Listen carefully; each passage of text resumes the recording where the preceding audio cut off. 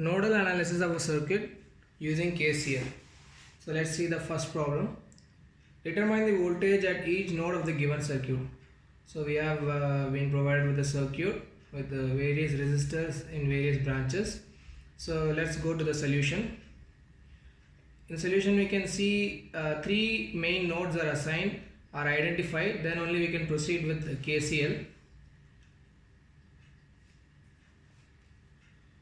At node 1, when we applied KCL at node 1, we get the following results. At node 1, when we apply KCL, we get V1 minus V2 by 3 ohms, V1 minus V2 by 3 ohms again, plus V1 minus V2 by 5, plus V1 minus 10 by 10. So when we further solve this equation, we get a relationship between V1 and V2 in this formula way. V1 into 0.33 plus 0.33 plus 0.2 plus 0.1 minus V2 into 0.33 plus 0.33, which is equal to 1, which gives us this final equation of 0.96 V1 minus 0.66 V2 is equal to 1. When we similarly apply KCL, that is Kirchhoff's current law at node 2, we get V2 minus V1 by 3 ohms plus V2 minus V1 by 3. So why we do basically voltage by the resistance value in that particular branch? Because as we all know that voltage by resistance gives you current. So we are just trying to find out the sum of all the currents entering and leaving the particular node. So V2 minus V1 by 3 plus V2 minus V1 by 3 again plus V2 minus V3 by 2 is equal to 5.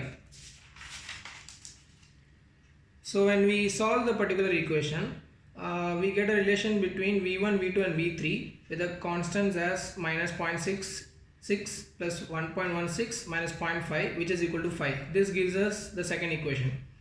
Again further, when we apply at node 3 the KCL, we get V3 minus V2 by 2 plus V3 minus V0 by 6 plus V3 minus V0 by 1, which is equal to 0.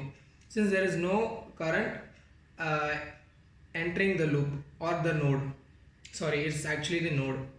So when we further solve the equation, we get the relation between V2 and V3, which is equal to 0.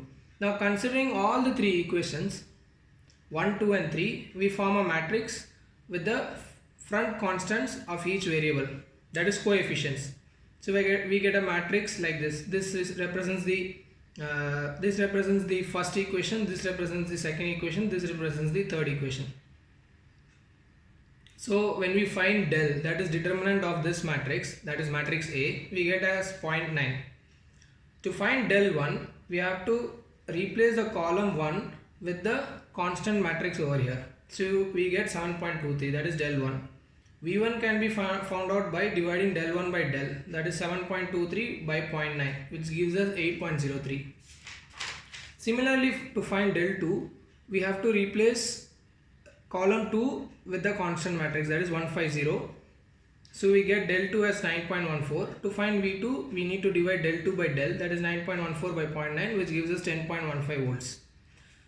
Similarly, to find del 3, that is determinant of the corresponding matrix 3, we have to replace the column number 3 by the constant matrix, which gives us a 2.748 when we find the determinant. To find the third nodal voltage, we have to divide del 3 by del, which gives us 3.05 volts.